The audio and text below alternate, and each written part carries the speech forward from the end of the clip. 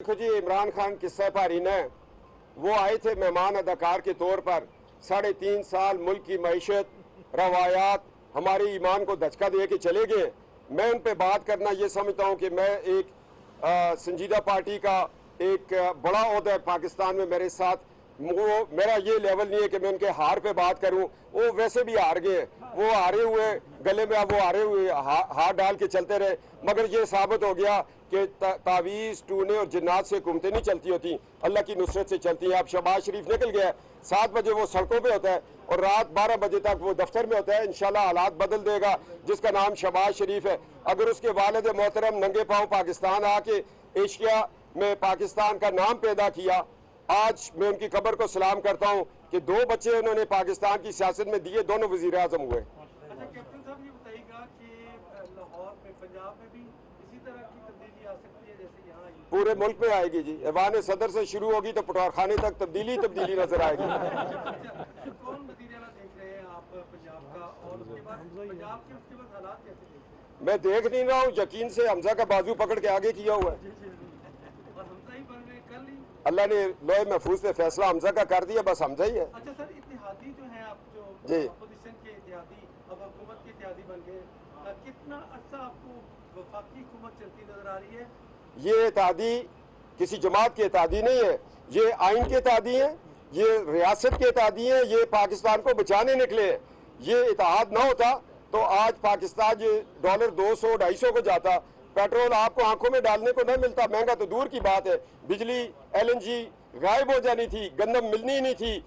देखे कॉटन के क्या हालात है, गंदम के क्या है, खाद नहीं मिलती जमींदार को। अब शहबाज शरीफ अपने कंधे पे बोरियां रखा होगा, कहेगा आओ ले के जाओ। वो इस तरह का मजदूर वजीर आजम है। आगे जी, नहीं यार कोई शुक्रिया नहीं, हम आए इतने दिनों के बाद।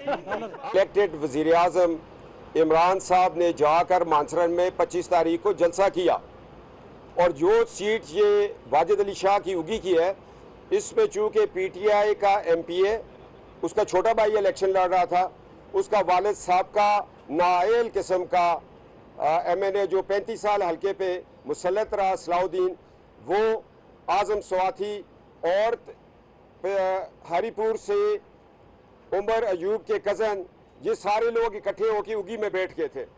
और जो AC था वहाँ पर, उसको इन्होंने रूल रेगुलेशन के अगेंस्ट वहाँ पोस्टिंग दी। और याद रहे कि AC उगी की मिसेस हर एक की बीवी काबिल एहतराम है, हर एक की बहन बेटी खातून खाना हो या वो ख़वातीन हमारे लिए काबिल एहतराम है। मगर वो असिस्टेंट कमिश्नर उगी हैं, उनकी एलिया मोहतरमा जो हैं वो PTI की ओहदेदार भी है हरीपुर से। और 2018 में जो एक इलेक्शन हुआ था, उससे पहले बल्दियाती इलेक्शन, उसमें वो हरीपुर से डिस्ट्रिक्ट काउंसिल की मेंबर भी स्पेशल सीट्स पे एक PTI की। इस शख्स को लाया गया इस सीट को हराने के लिए। रात को हम 5000 वोट से लीड पे थे। सुबह इन्होंने करीब के पोलिंग स्टेशन रोके, ये डस्का का रीप्ले था। असिस्टेंट कमिश्नर उनसे मिला हुआ था, चूँकि वो उमर यूब फैमिली का प्राइवेट जिंदगी में उनका जाती मुलाजिम भी है। वो पटवारी से AC बना और उसको तमाम कानून कायदे जो है उसने फारिग कर दिए, और हमारे 5800 वोट्स जो है उनको डबल मोहरे लगा के रिजेक्ट कर दिया। आज हम जहां पहुंचे इंसाफ के लिए, इंशाअल्लाह ताला ये आपको इंसाफ होता नजर आ रहा है। और ये हमारे जो कैंडिडेट थे उसको AC ने एक कमरे में बिठा के बाहर से लॉक कर दिया।